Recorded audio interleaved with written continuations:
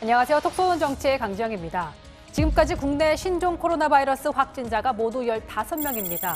확진 환자들의 구체적인 이동 동선도 추가로 공개되고 있는데요. 혹시 자신도 모르는 사이에 감염이 된 건 아닌지 시민들의 불안감도 커지고 있습니다. 특히 동선이 복잡한 환자도 많습니다. 3번과 5번 확진자는 물론이고 최근에 확진 판정을 받은 12번째 환자의 경우 열흘 이상 무방비로 노출돼서 서울과 부천, 강원도, 전국 곳곳을 다녔습니다.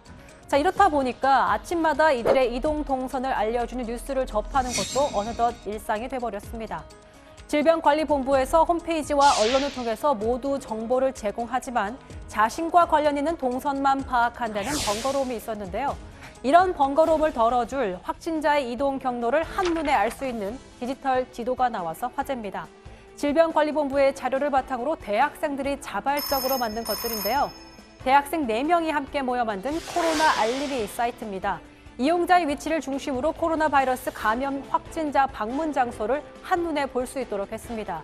실제로 5번째 확진자의 주요 동선이었던 성신여대로 검색을 해보면요. 이 지역에서만 총 5군데가 확인이 됩니다.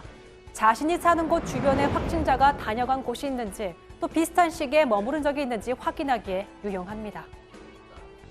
사용자 입장에서 내 주변의 것이나 내가 가려 하는 어떤 목적지 근처의 정보들이 궁금할 거라는 생각을 해서 그런 거를 좀 더 잘 보여줄 수 있게끔 구성을 했던 것 같습니다. 보건당국에서 직접적으로 발표를 한 내용이나 질병관리본부에 나오는 정확한 데이터를 바탕으로 업로드하는 것을 규칙으로 정해서 그렇게 하고 있습니다. 만약 의심 증상이 있다면 곧바로 연락 가능한 진료소의 위치와 전화번호까지 제공돼 편리한데요. 앞서 지난달 30일엔 대학생 이동훈 씨 역시 확진자 동선 지도를 만들었습니다. 개설 이틀 만에 누적 조회수 390만 회를 돌파했고 방문자 급증으로 한때 서버가 다운되기도 했습니다. 사실과 다른 확진자 방문 장소가 온라인에서 대량 유포되면서 혼란을 키우는 상황에서 이러한 개인 개발자들의 도움은 혼란도 잡고 지역사회의 감염을 줄이는 데 큰 도움이 됩니다. 문제는 공포감이 지나쳐 확진자가 다녀간 장소 자체에 대한 거부감도 생겨나고 있다는 겁니다.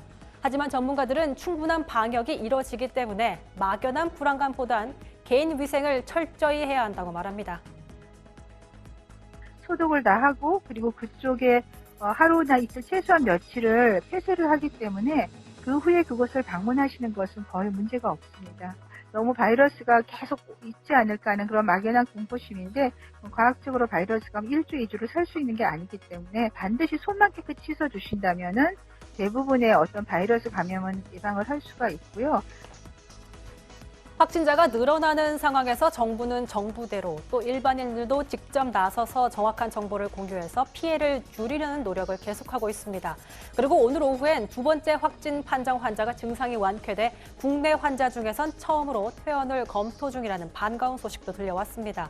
앞으로 이 위기를 넘기기 위해서 개인은 기본적인 위생 관리를 더욱 철저히 지키고 만약 의심 증상이 보인다면 보건당국에 즉각 신고해서 신종 코로나 바이러스 확산 방지에 다 같이 힘을 보태주시길 바라겠습니다.